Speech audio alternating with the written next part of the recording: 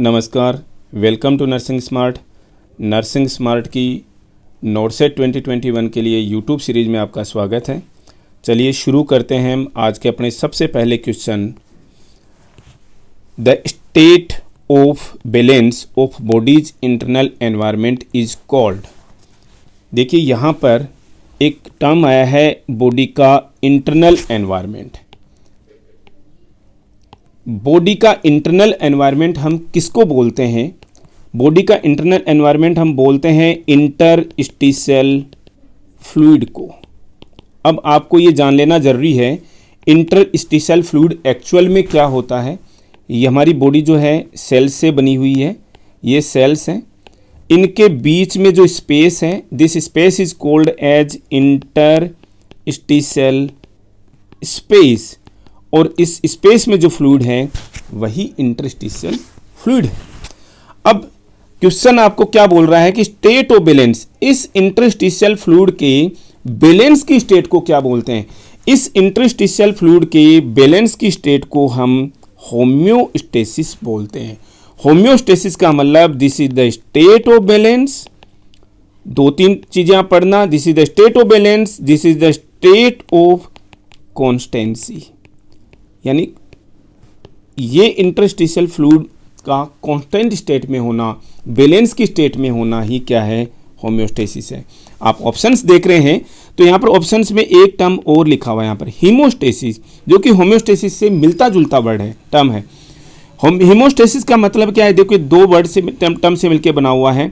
Haemo का मतलब pertains to blood, stasis का मतलब होता है स्टॉप होना, ब्लड का स्टॉप होना।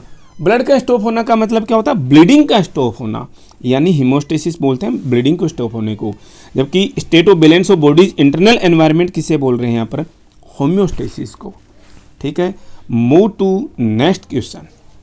दूसरा क्वेश्चन है the smallest unit of the matter that participates in a chemical reaction. अब यहाँ पर भी हम देखिए, हम कोई भी क्वेश्चन कहीं पर भी क्वेश्चन आंसर के हिसाब से नहीं पढ़ेंगे, क्वेश्चंस को समझ के पढ़ेंगे कि क्वेश्चन में क्या बोला जा रहा है, उसमें क्या टर्म्स यूज हो रहे हैं और आप उसको लॉन्ग टाइम के लिए कैसे याद रख सकते हो।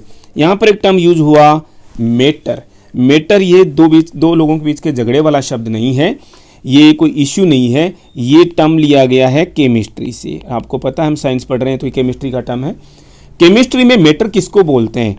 एनीथिंग दैट ऑक्यूपाइज स्पेस, मतलब, और ये बहुत सिंपल डेफिनेशन है, कोई भी चीज जो कि जगह घेरती है। मतलब मैं इस पेन से लिख रहा हूं फिलहाल, मैटर है। मैं अपने आईपैड पे लिख रहा हूं, मैटर है। मैं हमारी जो बॉडी है अपने आप में मैटर है। ठीक है, इवन एयर जो है वो भी एक तरीके से मैटर है। क्यों? स्पेस घेरती है। ठीक है, अब आपसे क्या पूछ रहा है क्वेश्चन के अंदर? इस मैटर की स्मॉलेस्ट यूनिट क्या है? मैटर की स्मॉलेस्ट यूनिट जो होती है, मैं आपको ऑप्शंस में बता देता हूं। मैटर की स्मॉलेस्ट यूनिट जो है वो है एटम। अब देखिए एटम को थोड़ा सा हम डिस्क्राइब करेंगे। एटम को हम थोड़ा सा डिस्क्राइब करते हैं। एटम क्या होता है? एटम किसी भी मैटर की सबसे छोटी यूनिट है। एटम बना होता है एक न्यूक्लियस से, एक बाहर होता है ऑर्बिट। न्यूक्लियस के अंदर प्रोटॉन्स होते हैं, न्यूक्लियस के अंदर ही न्यूट्रॉन्स भी होते हैं, और ऑर्बिट जो है बाहर की जो शेल है इसके अंदर इलेक्ट्रॉन्स जो हैं वो चक्कर लगाते रहते हैं। अब हमने यहाँ पर देखिए स्मॉलेस्ट यूनिट है जो मैटर है उसकी एटम, और एटम के पार्ट्स हैं। प्रोटॉन जो है वो पॉजिटिवली चार्ज है, न्यूट्रॉन जो है जीरो चार्ज, यानी न्यूट्रल वर्ड से ही पढ़ लीजिए आप। और ऑर्बिट के अंदर जो इलेक्ट्रॉन्स हैं वो नेगेटिवली चार्ज हैं। अब ऑप्शन में देख लीजिए, smallest unit of the matter that participates in a chemical reaction is called as atom. Molecule नहीं है, एलिमेंट नहीं है, इलेक्ट्रॉन नहीं है, आंसर इज एटम।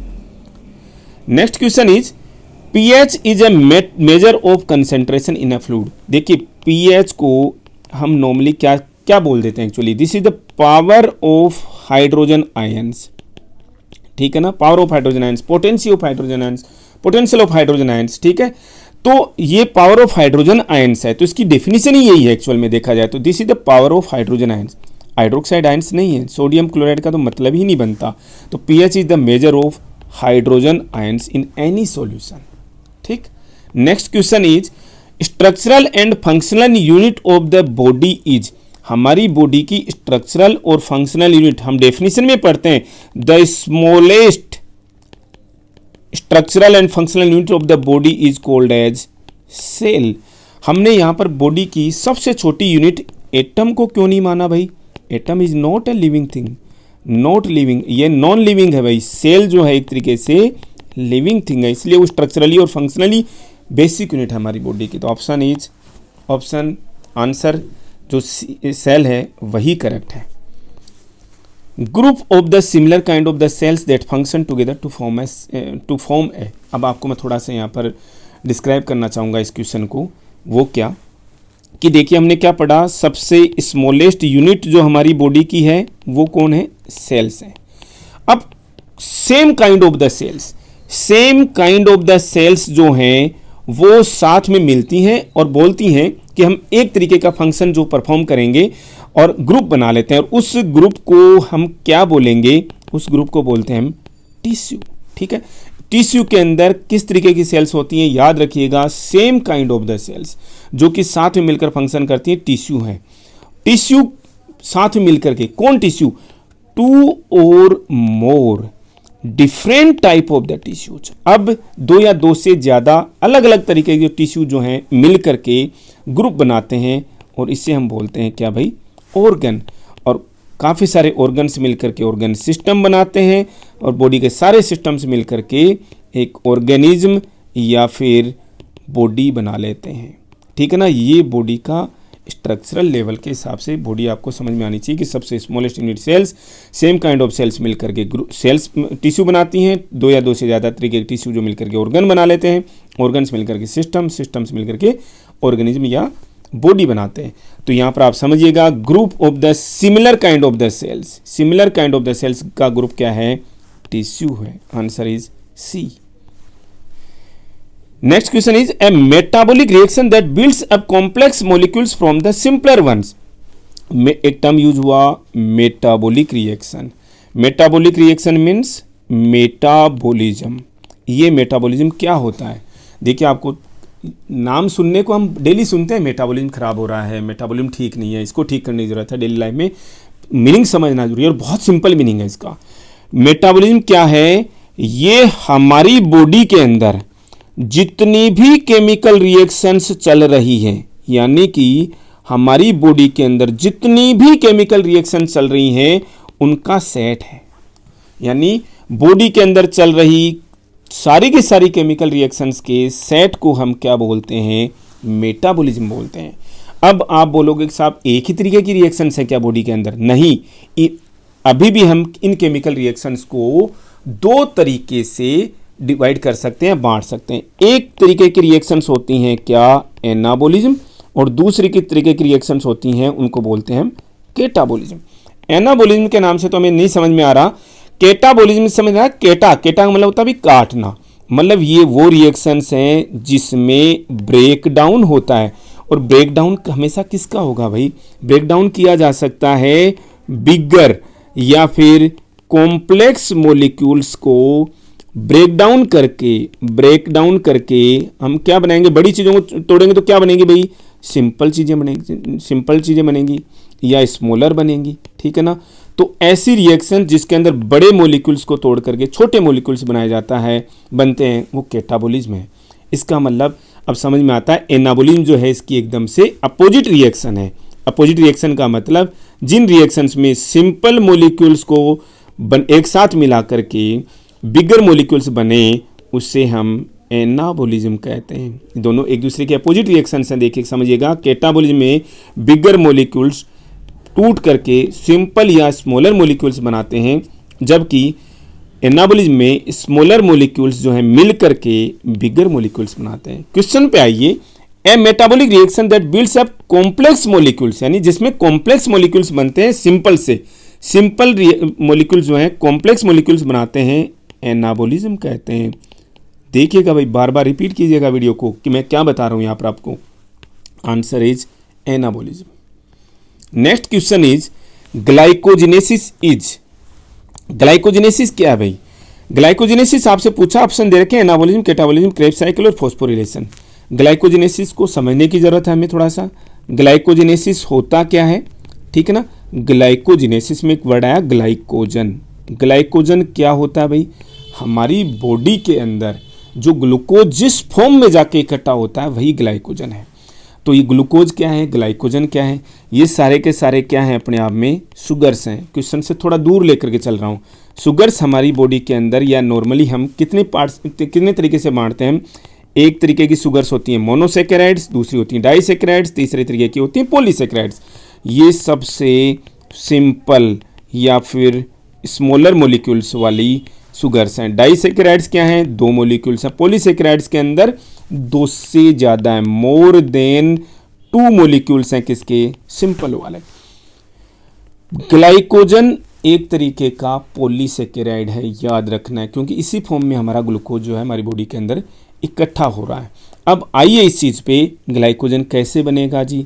ऑब्वियस सी बात, ग्लाइकोजनेसिस का मतलब क्या है, ग्लाइकोजन बनने का प्रोसेस खुद बड़ा है। किससे बना होगा, छोटे से बना होगा। छोटे से बना होगा मतलब ग्लूकोज से बना होगा। ग्लूकोज का ग्लाइकोजन बनना, यही हुआ, यही ग्लाइकोजेनेसिस है।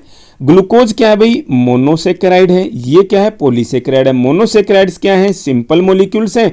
पॉलीसेकेराइड्स क्या है भाई, बिगर मॉलिक्यूल्स हैं या फिर कॉम्प्लेक्स मॉलिक्यूल्स हैं। सिंपल से कॉम्प्लेक्स बनने के प्रोसेस को हम एनाबॉलिज्म कहते हैं। इसका मतलब समझ में आ गया हमें, ग्लाइकोजेनेसिस क्या है, एक एनाबॉलिक रिएक्शन है, एनाबॉलिज्म है। सिंपल से कॉम्प्लेक्स मॉलिक्यूल बनता है, स्मॉल से बिग मॉलिक्यूल बनता है। One important buffer that prevents pH falling to low is, देखिए यहाँ पर सबसे पहले बफर का मीनिंग समझिएगा आप। बफर्स क्या होते हैं, बफर्स का मतलब क्या होता है, बफर्स ऐसे वीक एसिड, कोई भी वीक एसिड, मतलब ऐसा नहीं कोई भी, ऐसे वीक एसिड या वीक बेसेज हैं जो कि पीएच को मेंटेन करने का काम करते हैं। हमारी बॉडी के अंदर पीएच को मेंटेन करने का काम करते हैं, वो बफर हैं। और ये कौन होते हैं, कोई वीक एसिड है या वीक बेस है। पहली चीज, वीक एसिड है या फिर वीक बेस है, पहली चीज। अब दूसरी चीज, क्वेश्चन क्या बोल रहा है इसके अंदर, pH falling to low is. देखिए न्यूट्रल पीएच जो है वो 7 के करीब, 7 पे है। इससे ज़्यादा की साइड में नहीं, 14 की साइड में जो पीएच जा रही है वो अल्केलाइन साइड या फिर बेस की साइड में जा रही है। 0 के साइड में जो भी पीएच जा रही है वो एसिडिक साइड है। ये क्या बोल रहा है, pH falling to low is, to come pH जो है वो किधर की साइड में जा रही है भाई, एसिडिक साइड में जा रही है। इसका मतलब इसको आगे अल्केलाइन साइड में लेकर जाना है, जैसे न्यूट्रल की साइड में जा रही है लेकिन अल्केलाइन साइड में लेकर के जाना है। अल्केलाइन साइड में लेकर के जाने वाला बफर यहाँ पर कौन सा होगा, हाइड्रोजन आयन कोई बफर नहीं है, हाइड्रोक्सिन आयन कोई बफर नहीं है, कैल्शियम आयन कोई बफर नहीं है। बाइकार्बोनेट आयंस, इन्हें बोलते हैं भाई बाइकार्बोनेट आयंस, ये क्या है, बफर का काम करते हैं और पीएच को मेंटेन करते हैं, एसिडिक पीएच होने से बचाते हैं। एक चीज़। दूसरी चीज़, हम पीएच को बहुत ही अच्छे तरीके से पढ़ेंगे एबीजीज के अंदर। जैसे ही क्वेश्चंस आते हैं नेक्स्ट में, तीसरी चौथी वीडियो के अंदर ही आ जाएंगे, पीएच को हम बहुत अच्छे तरीके से पढ़ेंगे, एबीजी एनालिसिस पढ़ेंगे कि पीएच कैसे मेंटेन हो रही है हमारी बॉडी के अंदर। तो इस क्वेश्चन का आंसर है bicarbonate ions. Thank you. Next question is, which one of the following is not a component of an atom. देखिए हम एटम ऑलरेडी हम क्या कर चुके हैं, यहाँ पर पढ़ चुके हैं भैया हम एटम। क्या बोल रहा है आपसे ये कि इनमें से कौन सा एटम का कंपोनेंट नहीं है। हमने पढ़ा था एटम, एटम के अंदर सेंटर में क्या होता है, न्यूक्लियस होता है, और बाहर में क्या है भाई, ये ऑर्बिट है। ऑर्बिट में क्या होता है, इलेक्ट्रॉन्स जो हैं वो मूव कर रहे हैं। इलेक्ट्रॉन्स क्या हैं, निगेटिवली चार्ज हैं। ये चीज़ मैंने आपको बताई, बार बार रिपीट करूंगा ताकि चीज़ें आपको याद रहें नॉन साइंस स्टूडेंट्स को। ये न्यूक्लियस है, न्यूक्लियस के अंदर कौन होते हैं, ये न्यूक्लियस है, न्यूक्लियस के अंदर कौन होते हैं, प्रोटॉन्स होते हैं और फिर न्यूट्रॉन्स होते हैं। प्रोटॉन्स जो है पॉजिटिवली चार्ज है, न्यूट्रॉन्स नाम से लगता भी न्यूट्रल है। ठीक है, न्यूट्रल का मतलब जीरो चार्ज, कोई चार्ज नहीं। तो कौन कंपोनेंट नहीं है किसी एटम का, प्रोटॉन्स नाम आया, देखिए यहाँ पर कंपोनेंट है, न्यूट्रॉन यहाँ पर नाम आया कंपोनेंट है, इलेक्ट्रॉन नाम आया यहाँ पर कंपोनेंट है, पॉजिट्रॉन किसी एटम का कंपोनेंट नहीं है। Next question is, the part of an atom that does not carry A charge, वापस बताऊंगा दोस्तों, मैं भी मैंने पिछले क्वेश्चन में डिस्कस कर चुके हैं। कोई भी एटम क्या है, बीच में न्यूक्लियस है, यहाँ पर ऑर्बिट है, न्यूक्लियस के अंदर प्रोटॉन्स हैं और दूसरा क्या है, न्यूट्रॉन्स हैं। प्रोटॉन्स पॉजिटिवली चार्ज हैं, न्यूट्रॉन जीरो चार्ज है। ऑर्बिट के अंदर इलेक्ट्रॉन्स होते हैं जो कि निगेटिवली चार्ज रहते हैं। आपसे पूछ रहा है कोई चार्ज कैरी नहीं करता, प्रोटॉन का पॉजिटिव चार्ज है, इलेक्ट्रॉन का नेगेटिव चार्ज है, न्यूट्रॉन का कोई चार्ज नहीं है, इसका मतलब न्यूट्रॉन आंसर ठीक है। Thank you for watching video, बने रहिए हमारे साथ में, और इस सीरीज में आने वाले नए वीडियोज़ के लिए आपको आपके कॉन्सेप्ट्स को अच्छे तरीके से क्लियर करने के लिए, ताकि आप आने वाले नर्सिंग कॉम्पिटिटिव एग्ज़ाम्स को बहुत अच्छे तरीके से क्लियर कर सकें।